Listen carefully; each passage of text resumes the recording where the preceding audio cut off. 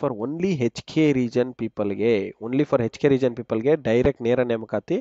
Total 10 ನಿಗಮ ಮಂಡಳಿಗಳಲ್ಲಿ vacancy ಇದೆ guys. ಇದು ನೋಡಿ 10 ನಿಗಮ ಮಂಡಳಿಗಳಿದಾವೆ, ಟೋಟಲಿ 10 ಡಿಪಾರ್ಟ್ಮೆಂಟ್ಸ್ ಅಲ್ಲಿ ನಿಮಗೆ ವೇರಿಯಸ್ ರಿಕ್ರೂಟ್ಮೆಂಟ್ಸ್ ಇದೆ. ಅಂತರ್ಜಲ ನಿರ್ದೇಶನಾಲಯದಲ್ಲಿ ಕಿರಿಯ ಇಂಜಿನಿಯರ್ ಸಿವಿಲ್, ಕಿರಿಯ ಇಂಜಿನಿಯರ್ ನೋಡಿ ಎಲ್ಲ ವೇರಿಯಸ್ ಡಿಪಾರ್ಟ್ಮೆಂಟ್ಸ್ ಕೊಟ್ಟಿದೆ. ಗ್ರಾಮೀಣ ಕುಡಿಯುವ ನೀರು, okay,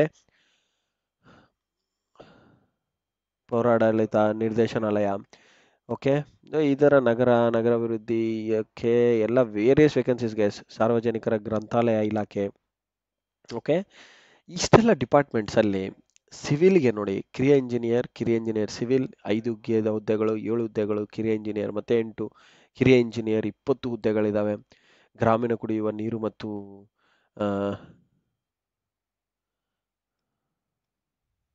okay,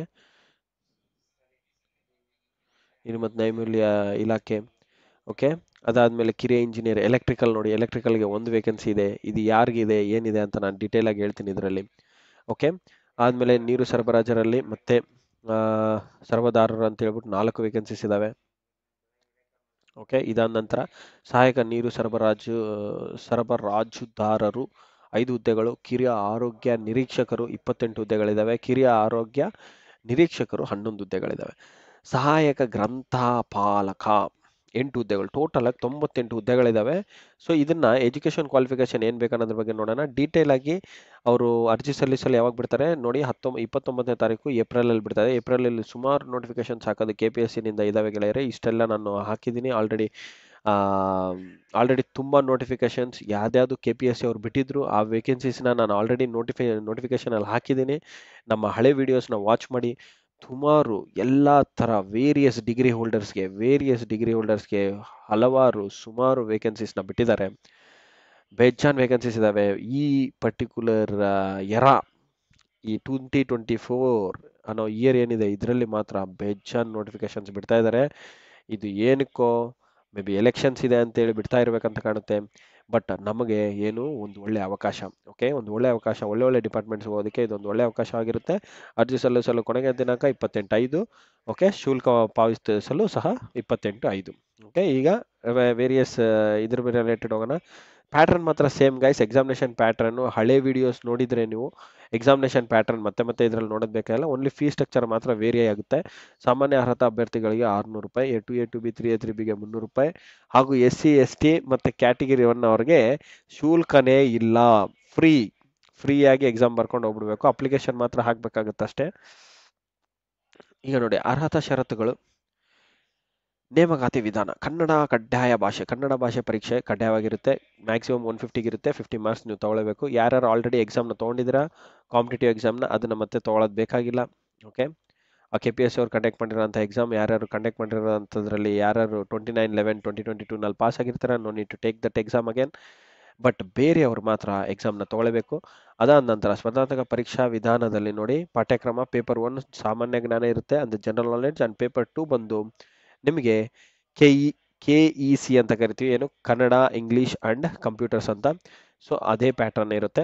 irrespective of your qualification, ನಿಮ್ಮ ಕ್ವಾಲಿಫಿಕೇಶನ್ ಯಾವುದೇ ಇರಲಿ, ಇಂಜಿನಿಯರಿಂಗ್ ಇರ್ಬೋದು, ಡಿಪ್ಲೊಮಾ ಇರ್ಬೋದು, ಡಿಗ್ರಿ ಇರ್ಬೋದು, MSc ಇರ್ಬೋದು, ಯಾವುದೇ ಇರ್ಬೋದು, KEA ಮಾತ್ರ ಈ ಸಲ KPSCದವ್ರು ಮಾತ್ರ, KE ಅಲ್ಲ KPSC ಅವ್ರು ಮಾತ್ರ ಪೇಪರ್ 1 ಪೇಪರ್ 2ನ ಕಂಡಕ್ಟ್ ಮಾಡ್ತಾರೆ. ಪೇಪರ್ 2 KEC ಪ್ಯಾಟರ್ನಲ್ಲೇ ಇರುತ್ತೆ. ಪೇಪರ್ 1 GK1 ಅಂತ ಕರೀತಾರೆ ಅಷ್ಟೇ, ಓಕೆ. GK1 ಎಲ್ಲ ವೇಕೆನ್ಸೀಸ್ಗೆ ಒಂದೇ ಇರುತ್ತೆ, ಬಟ್ KEC ಪೇಪರ್ ಮಾತ್ರ ಡಿಫರೆಂಟ್ ಆಗುತ್ತೆ, ಓಕೆ, ಬೇಸ್ಡ್ ಆನ್ ಯುವರ್ ನಿಮ್ಮ ಲೆವೆಲ್ ಆಫ್ ಎಕ್ಸಾಮಿನೇಷನ್ ಬೇಸ್ಡ್. ಇದು OMR ಬೇಸ್ಡ್ ಇರ್ಬೋದು ಅಥವಾ ಕಂಪ್ಯೂಟರ್ ಬೇಸ್ಡ್ ಇರ್ಬೋದು. ಸೊ ಇನ್ನು ಇಂಪಾರ್ಟೆಂಟ್ ಹೇಳ್ಬೇಕಂತಂದ್ರೆ ಇವಾಗ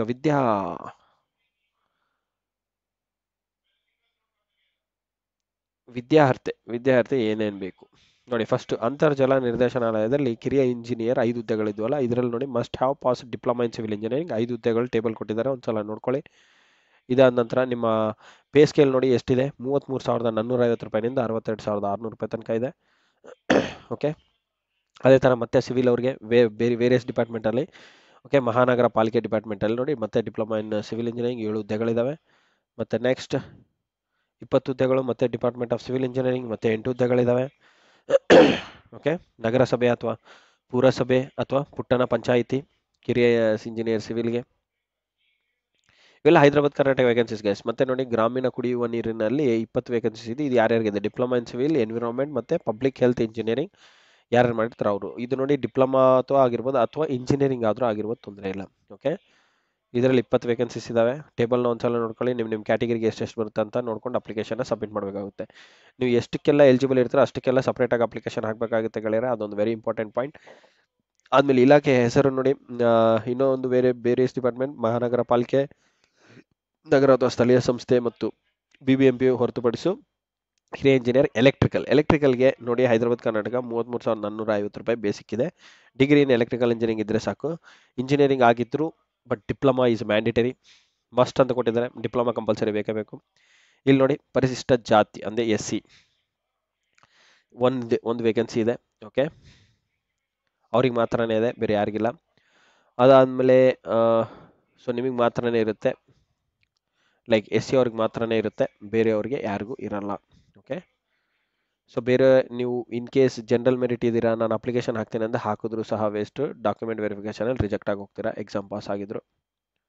ಓಕೆ, ನೋಡಿಕೊಂಡು ನಿಮ್ಮ ಕ್ಯಾಸ್ಟ್ ನಿಮ್ಮ ಕ್ಯಾಟಗಿರಿ ನೋಡಿಕೊಂಡು ಅಪ್ಲಿಕೇಶನ್ನ ಸಬ್ಮಿಟ್ ಮಾಡ್ಕೊಳ್ಳಿ. ಓಕೆ, ಅದಾದಮೇಲೆ ಇದು ನೋಡಿ ITI ಹೋಲ್ಡರ್ಸ್ಗೆ ಒಳ್ಳೆ ಅವಕಾಶ ಕೊಟ್ಟಿದ್ದಾರೆ. ಏನು? ನಗರಸಭೆ, ಪುರಸಭೆ, ಪುಟ್ಟಣ ಪಂಚಾಯತಲ್ಲಿ ಏನು ನೀರು ಸರಬರಾಜುದಾರರು ಅಂತ 4 ಹುದ್ದೆಗಳು ಕೊಟ್ಟಿದ್ದಾರೆ. Must have passed SSLC or its equivalent examination. SSLC ಆಗಿರಬೇಕು ಪ್ಲಸ್ ITI 2 ಇಯರ್ಸ್ ಆಗಿರಬೇಕು, ಯಾವುದ್ರಲ್ಲಿ ಎಲೆಕ್ಟ್ರಿಕಲ್ ಆಗಿರ್ಬೋದು ಅಥವಾ ಫಿಟರ್ ಟ್ರೇಡಲ್ ಅಥವಾ ಆಗಿರ್ಬೋದು. ಓಕೆ, NTC ಸರ್ಟಿಫಿಕೇಟ್ ಇದ್ರೆ ಸಾಕು. ಆ್ಯಂಡ್ ಅದ್ರ ಜೊತೆಯಲ್ಲಿ must have completed 1 year apprenticeship ಮಾಡಿರಬೇಕು ಇನ್ ಎನಿ ಇಂಡಸ್ಟ್ರಿ, ಯಾವುದೇ ಇಂಡಸ್ಟ್ರಿನಲ್ಲಾದರೂ ಮಾಡಿರಬೇಕು. ನಿಮಗೆ 4 ಹುದ್ದೆಗಳಿದ್ದಾವೆ ನೋಡಿ ಗೆಳೆಯರೆ, ಒಳ್ಳೆ ಅವಕಾಶ. ಅದೇ ಥರ ITIದವ್ರಿಗೆ ಮತ್ತೆ ಇನ್ನೊಂದು ಅವಕಾಶ ಇದೆ ನೋಡಿ, ಸಹಾಯಕ ನೀರು ಸರಬರಾಜುದಾರರು ಅಂತ ಹೇಳ್ಬಿಟ್ಟು 21,400 ರೂಪಾಯಿ ಇದೆ ವೇಕೆನ್ಸಿ. ಇದು ಸ್ಯಾಲರಿ. ಇದಕ್ಕೆ ಎಷ್ಟಿದೆ? ಇದಕ್ಕೆ ನೋಡಿ, ಇದಕ್ಕೆ ಜಾಸ್ತಿ ಇದೆ ಆ್ಯಕ್ಚುಲಿ. ಈಗ 27,660 ರೂಪಾಯಿ 650 ರೂಪಾಯಿ ಇದೆ ಬೇಸಿಕ್ಕು. ಯಾವುದು? ನೀರು ಸರಬರಾಜುದಾರರು ಅಂತೇಳಿ 4 ವೇಕೆನ್ಸೀಸ್ ಇದೆ. ಇದರಲ್ಲಿ ಸಹಾಯಕ ನೀರು ಸರಬರಾಜುದಾರರು ಅಂದರೆ ಅಸಿಸ್ಟೆಂಟ್ ಫಾರ್ ಅಬೋವ್ ಪೋಸ್ಟ್, ನಿಮಗೆ ಬಂದು 5 ವೇಕೆನ್ಸೀಸ್ ಇದ್ದಾವೆ.